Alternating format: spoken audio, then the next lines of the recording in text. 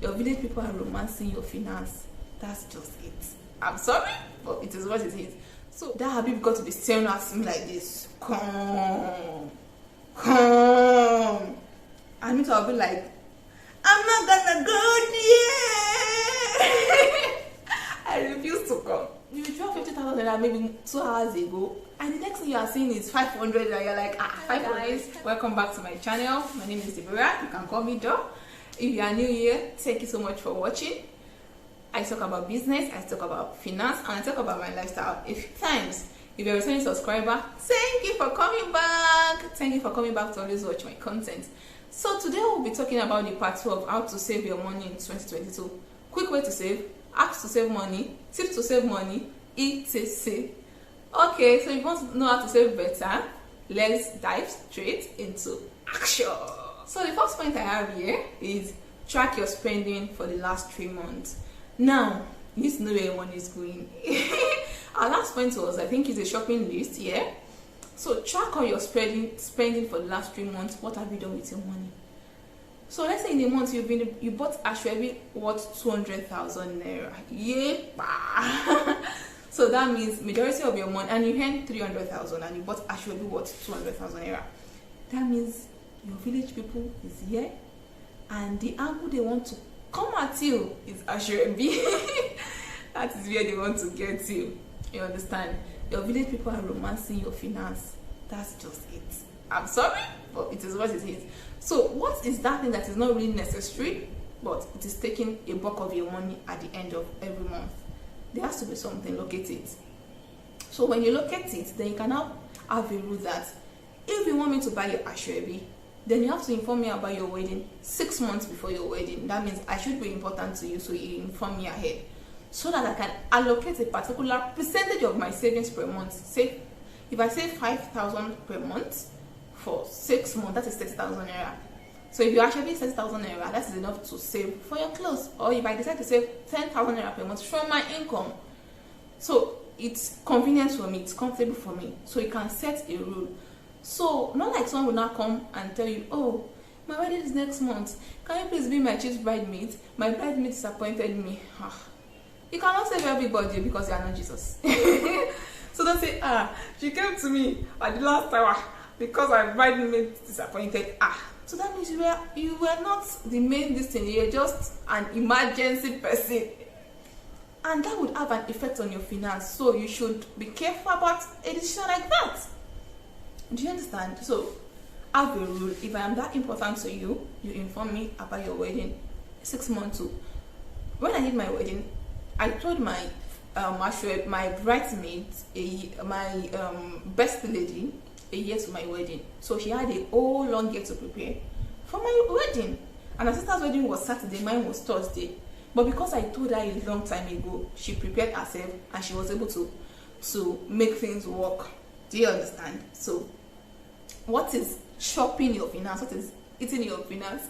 What is sitting on top of your finance? Sit down, get your bank statement, track your record for the last 3 months, and your heart would be open.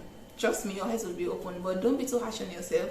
Just calm down. That's life. But that will help you to make a good financial decision that will help your money journey. Do you understand? Okay, let's move to the next point. The next point is quit bad addiction. Trust me, people have addiction, and it is not really something that they intentionally allowed, but it just became an addiction over time. Now, there was a time that I was addicted to Habib yogurt. There's a yogurt called Habib yogurt. There was a time it was Hollandia yogurt. But that Habib yogurt got me that if I did not drink that yogurt in a day, my body will be shaking like this. Like, it will be as if I want to die. Like, I'll be feeling like I'm incomplete. I have to tell myself that this yogurt does not complete me, because I am a complete being and nothing can kill me. So I told myself, you won't drink this Habib yogurt for a week, and no, you won't die, you would live. Which I did. Have I died? No. It was just an addiction, and I realized that every day I was taking the yogurt. The one I bought was 700, used to be 700. It's in a bowl like this. If I want to buy the one in like a bottle, it's 1,000. So at times I go for the one of 1,000, at times I go for the one of 800. And funny enough, it was when I was in Ibadan, it was in front of God is Good Logistics. I sent, I'm an entrepreneur, so I sent to Abuja, Port Harcourt, and I go there almost every day to make Webi. Almost every day. When I wanted to stop, it was so hard for me to stop because immediately I come out from God is Good, that Habib got to be staring at me like this. Come. And me too, I'll be like, I'm not gonna go there. I refuse to come. It was so hard for me to let go of that addiction because I go there almost all the time. And because for like 3 months, I saw that I was drinking the yogurt. And I looked at my finance. I told myself, if I drink this yogurt every day, 1,000 naira. In a month, there's 30,000 naira. In a year, how much is that? 30 times 12. 30 times 12 is 360,000 in a year. I'm like, what? I'm gonna use this money to build a house. Though it cannot do that, but I'm like, this is a lot of money. And this is not to say you should not enjoy yourself, but it's okay if I drink it once a week. It's okay if I drink it 2 times in a week. But the point of me starting feeling like I'm going to die if I do not drink this thing, it has become an addiction. And I just feel like I have to break through from this thing.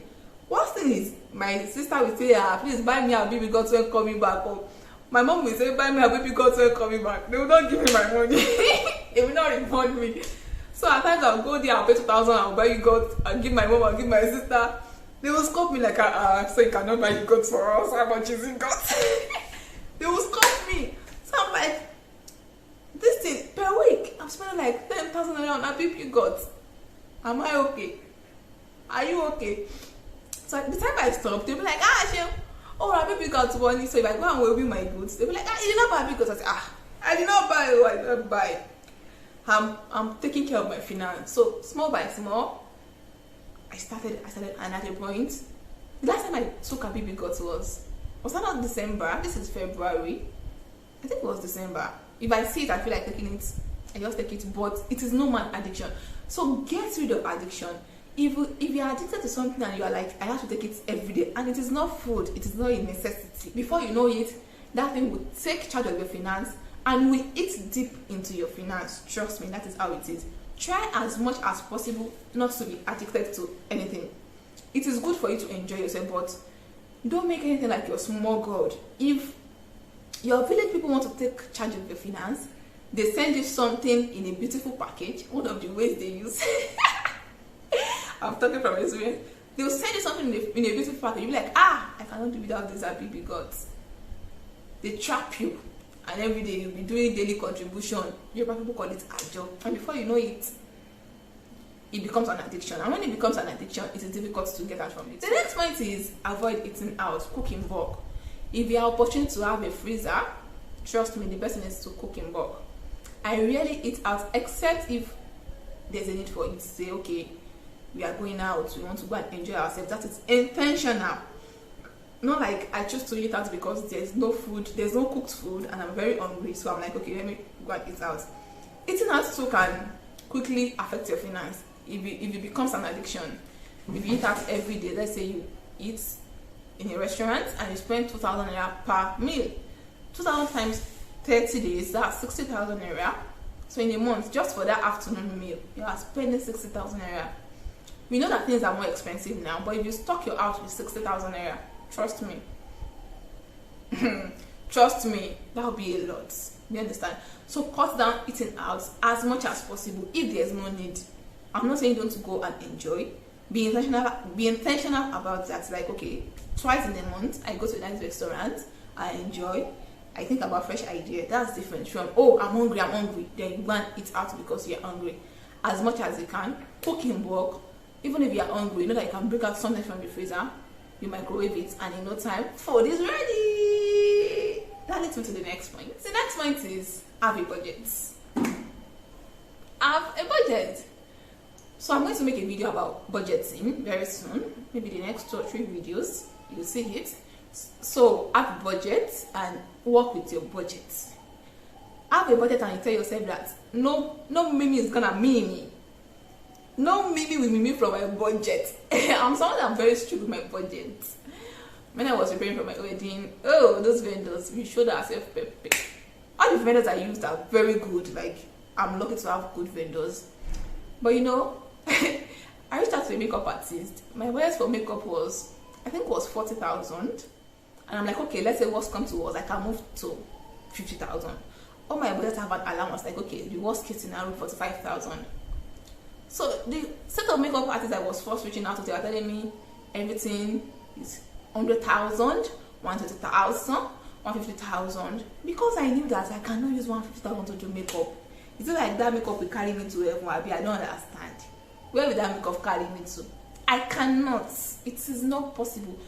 So when they're like, oh, we'll make you up, and the makeup consists of the I think the full package: your introduction, your pre-wedding shot, church wedding, engagement, and reception. They will make you up again.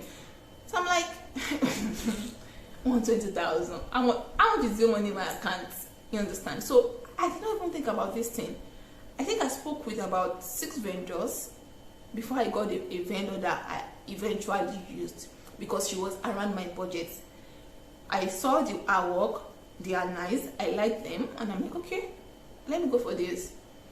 Do you understand? So I went for her. I can't remember how much I even paid, but it was around my budget. At the end, it was around my budget, and it was convenient for me.